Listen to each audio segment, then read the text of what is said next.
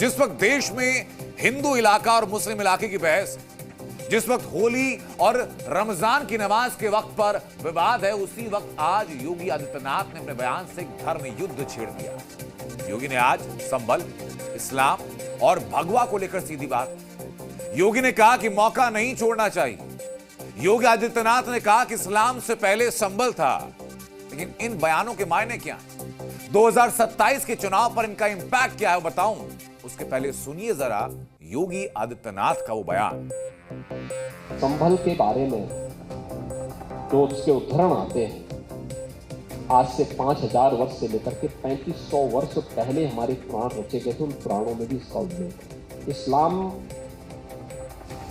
को उदय हुए 1400 वर्ष हुए और मैं बात कर रहा हूं 3500 से लेकर के 5000 वर्ष पुरानी बात कर रहा हूं। कल की पुराण आप पढ़िए, उसमें साफ और स्पष्ट लिखा हुआ है कि संभल का पहले नाम सत्यव्रत था, द्वापर में पिंगल करके था, इस तरह से वर्णित है। चाहे वो सतयुग हो, त्रेता हो, द्वापर हो या कलयुग, संभल प्रत्येक युग में अनेक अलग अलग नामों से स्थापित रहा है। संभल आदिकाल से रहा है और चारों युगों में रहा है।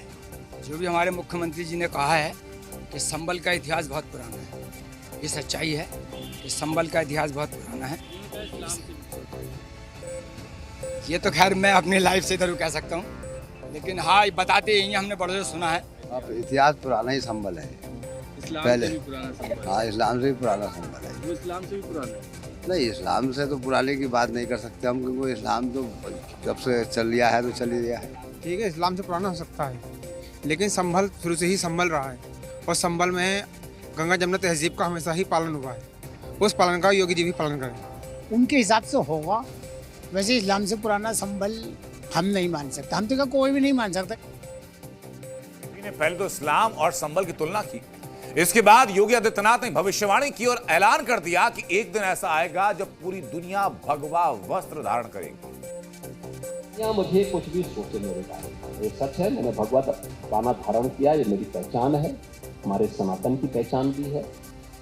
मुझे तो इसके गौरव की अनुभूति होती है और एक दिन पूरी दुनिया पहनने की देखना। समय परिवर्तनशील है। एक काल में हिंदू सनातन धर्म को दबाया गया, जमीन के अंदर गया, तो समय गतिमान है। जब भगवान श्री कल्कि का अवतरण होगा तो पूरा विश्व सनातनी होगा और भगवा धारण करेगा। सनातन को बहुत दबाया गया था और जब अब आज योगी और मोदी जी आए हैं तो इसमें दो राय नहीं है कि उन्होंने सनातन को ऊपर लाने का काम किया है।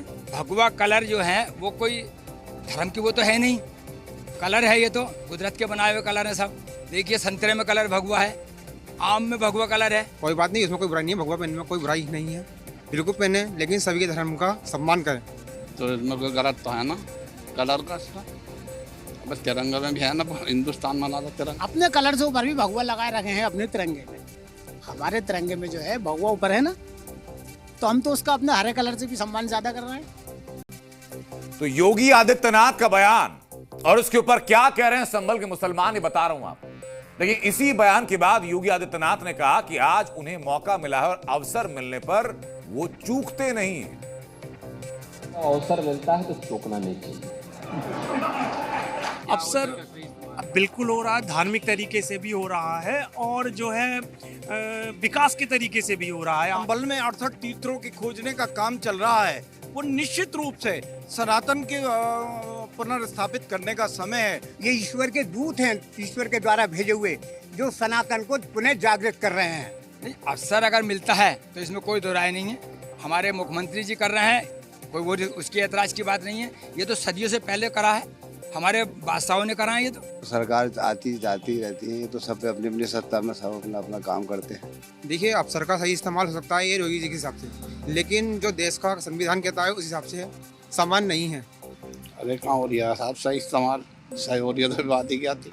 ये उनकी अच्छी सोच है कि अवसर मिलता है तो चूकना नहीं चाहिए, किसी को नहीं चूकना चाहिए अवसर। ज़ी न्यूज़।